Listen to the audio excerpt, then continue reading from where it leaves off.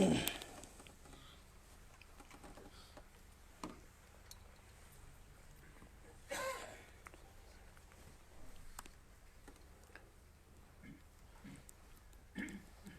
الحمد لله والصلاة والسلام على رسول الله أما بعد فأعوذ بالله من الشيطان الرجيم بسم الله الرحمن الرحيم قال تعالى في القرآن المجيد والفرقان الحميد يا أيها الذين آمنوا اتقوا الله حق تقاته ولا تموتن إلا وأنتم مسلمون وقال تعالى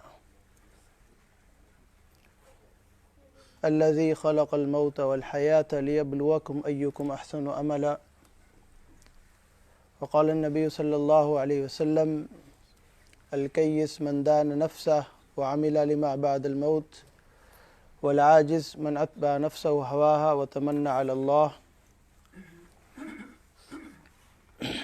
Alhamdulillah, vi tackar Allah subhanahu wa ta'ala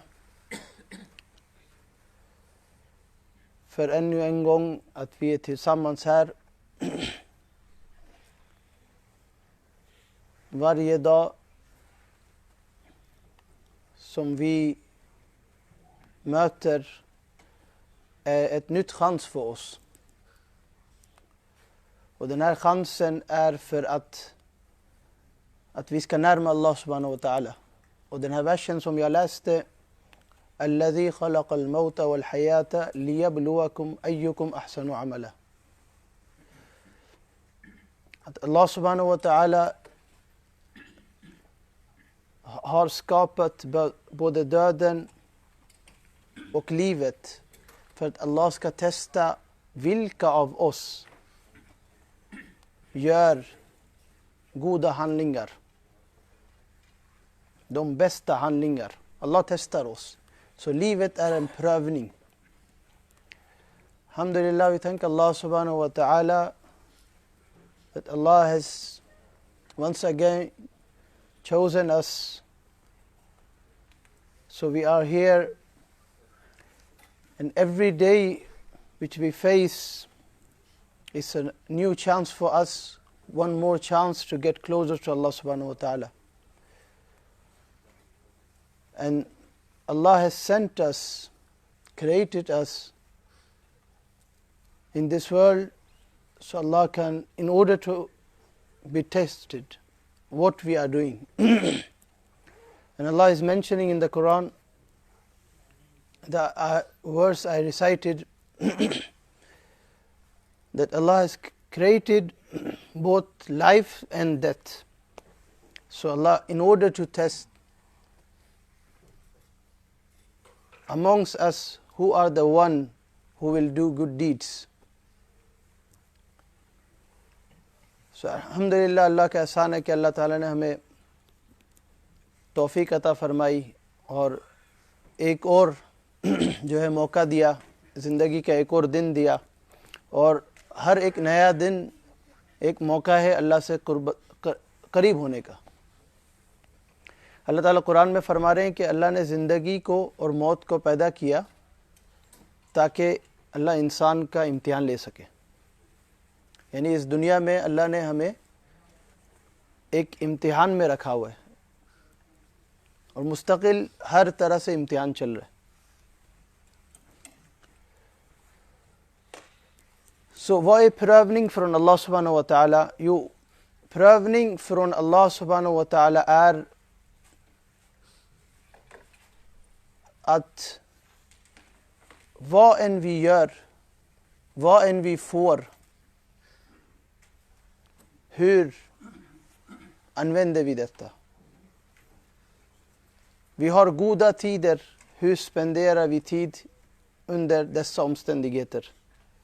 Vi har svåra tider, hur spenderar vi vår tid under dessa omständigheter?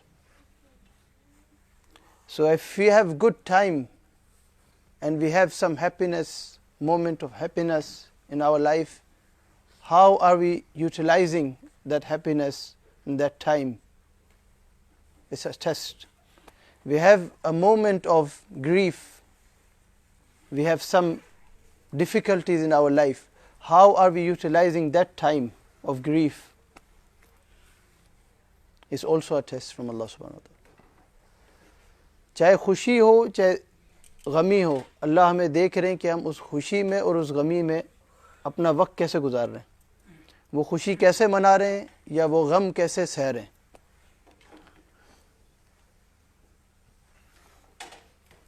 Det finns en hadis till sammanfattning, as-sabr inda sadmat al-ula. Att tålamod är det vill säga i första blicken, i första stunden. Idag vi går igenom mycket, men vi gör mycket annat.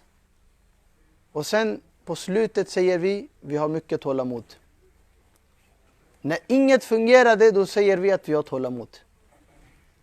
Vi klagar på varför inte någon annan. Vi gör massa andra saker. Och sen på slutet säger vi har tålamod. Men profetens hadis lär oss tålamod är i första stunden. Så fort det händer något, du säger att du ska ha tålamod. Det här är från Allah subhanahu wa ta'ala. So from hadith we learn that sabr, patience, is on the first moment. As soon you face something, rather than complaining and saying every kind of nonsense things, you accept that this is from Allah subhanahu wa ta'ala. And then you deal accordingly. So हमें हदीस सिखा रही है कि सब्र का असल माना ये है कि सब्र जो है पहले लम्हे के अंदर हम ये समझ जाएं कि ये अल्लाह की तरफ से इम्तिहान है और इस पे मुझे सब्र करना है. Och det sägs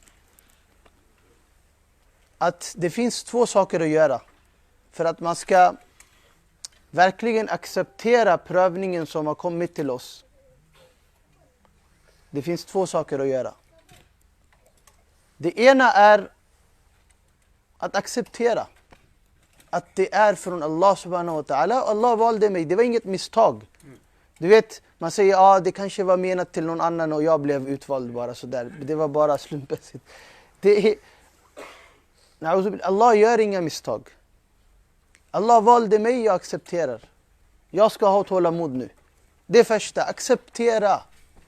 Och det andra är att vända till Allah, för det är tecken på att vi behöver vända till Allah subhanahu wa ta'ala. Det är de två saker i första hand vi ska göra. Första, att acceptera den här situationen och där vi har hamnat i problemet och prövning, där vi har hamnat, acceptera att det är för mig. Det händer. Och det andra, att vända till Allah och fråga Allah för Allah ska underlätta. Men för att tänka så här att jag behöver en påminnelse, jag ska fråga Allah att Allah ska testa mig, det är inte okej.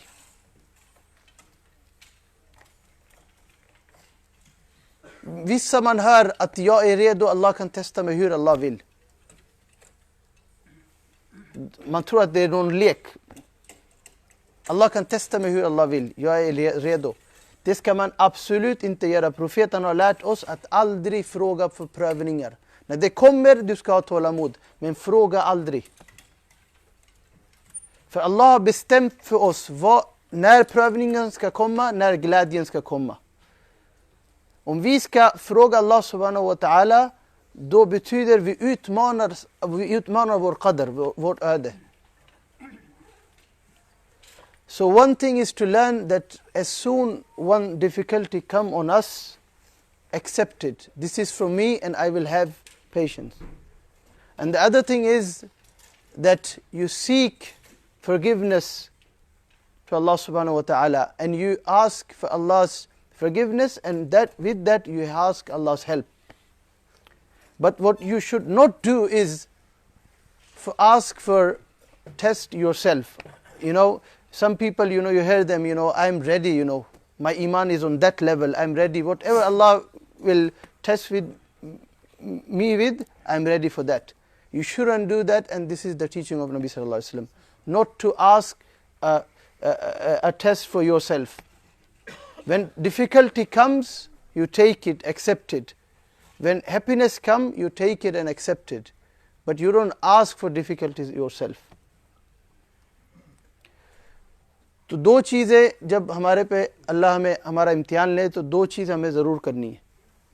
एक ये कि जो मुसीबत आए उसको पहले लम्हे के अंदर ही मान लें कि ये हमारे लिए आई है, अल्लाह मेरा इम्तिहान ले रहे हैं, और उसको कबूल कर लें।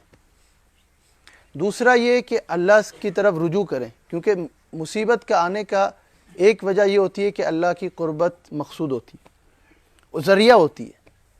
तो हम अल्लाह की तरफ मुतवज्जो हों, अल्लाह से माफ़ी मांगें और अल्लाह से मदद मांगें कि इस मुसीबत से अल्लाह मुझे निकाले। लेकिन एक चीज़ कभी भी नहीं करनी चाहिए जो नबी सल्लल्लाहु अलैहि वसल्लम की जो हमें जो नबी सल्लल्लाहु अलैहि वसल्लम ने सिखाया उसके ख़िलाफ़ जो जाता है, वो ये कि हम बाज़ दफ़ा देखते हैं लोगों को कि वो ख़ुद मुसीबत मांगते हैं।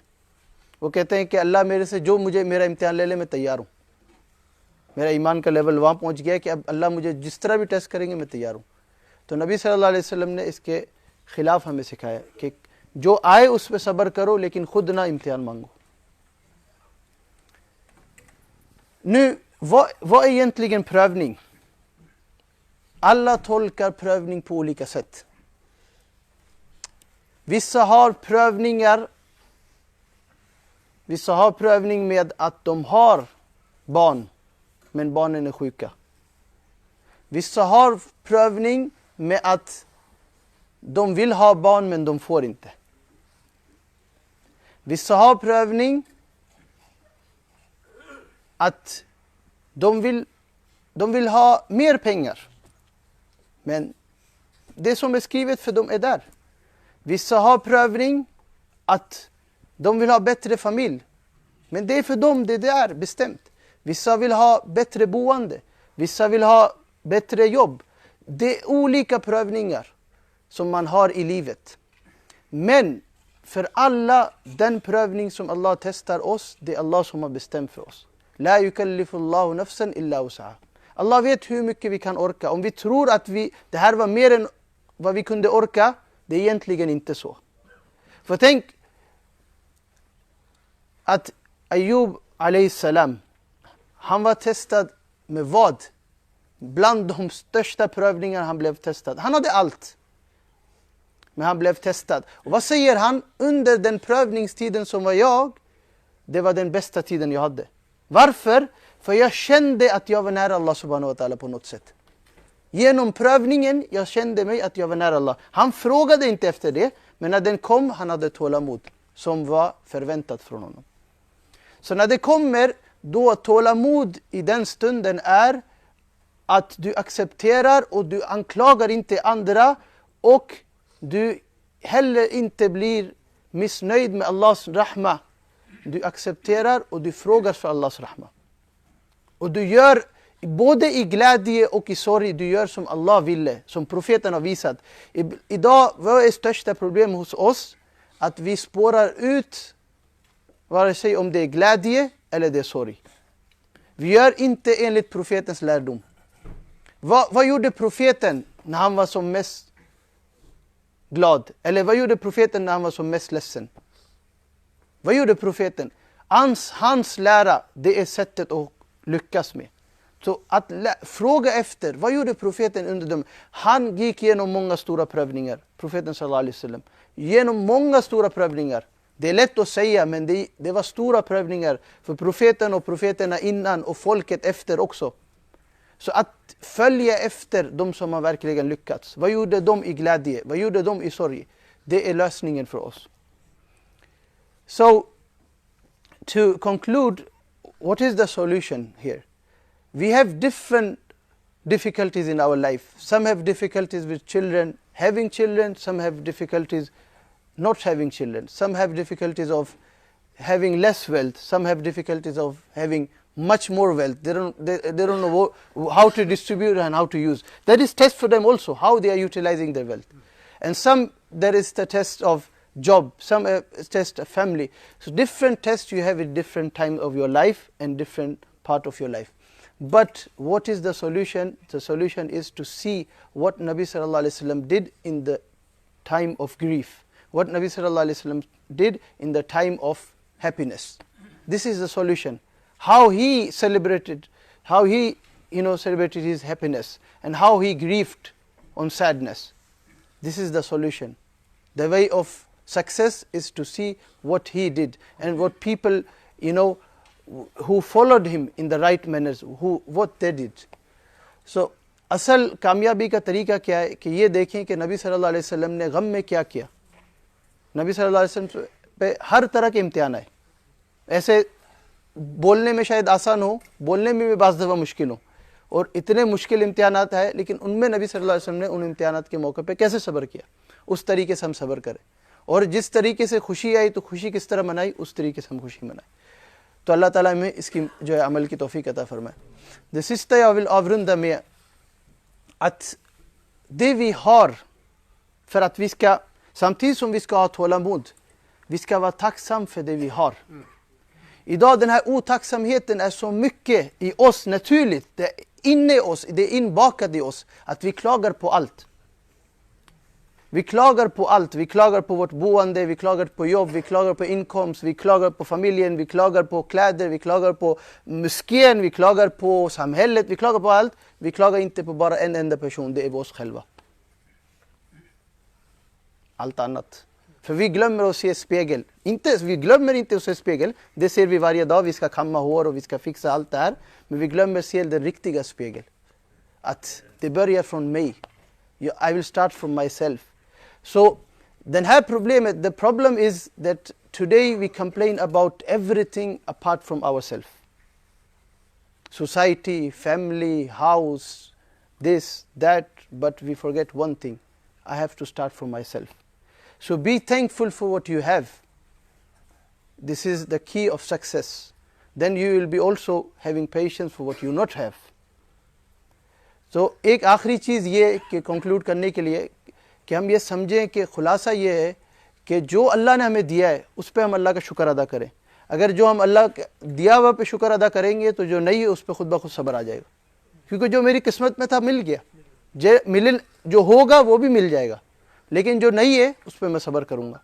तो शुक्र जो है रास्ता है सब्र का. और det var en tjej som brukade säga det är två syskon, tålamod och tacksamhet. Det finns inte den tredje.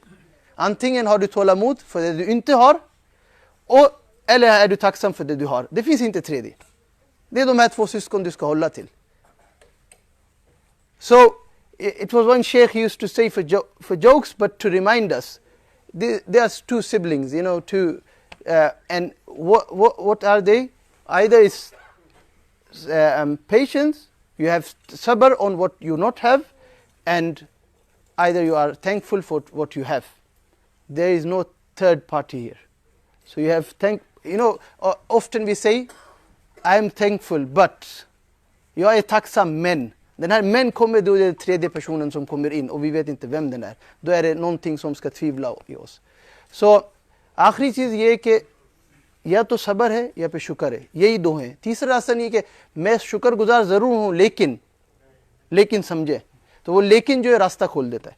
तो अल्लाह ताला हमें सही समझने की तौफीक अता फरमाए कि सब्र और शुक्र को सही समझ के, सही अमल करके और दूसरों को भी इस पे लाने वाले हम बने. Så vi frågar Allah subhanahu wa ta'ala att Allah ger oss möjlighet att vi verkligen kan förstå behovet av att vara tacksam, då vi kan verkligen lyckas och ha tålamod också. So may Allah give us ability to really understand the need of being thankful. In order, once we are thankful, then we also have patience in our life, inshallah. So may Allah reward us, and may Allah give us ability to convey Islam properly, to understand properly, to practice properly, and to convey properly, inshallah. Allah Ta'ala में अमल की तौफीक अता फरमाए और जो है सही समझने की तौफीक अता फरमाए और सही जो है आगे पहुंचाने की तौफीक अता फरमाए. Allah ger oss möjlighet att vi kan förstå Islam på rätt sätt, följa på rätt sätt och inshallah förmedla på rätt sätt. Jazakallah khair, inshallah. Sunnah? Inshallah. Vi kan be sunnah, inshallah. Sunnat पढ़ लें, jazakallah khair, inshallah.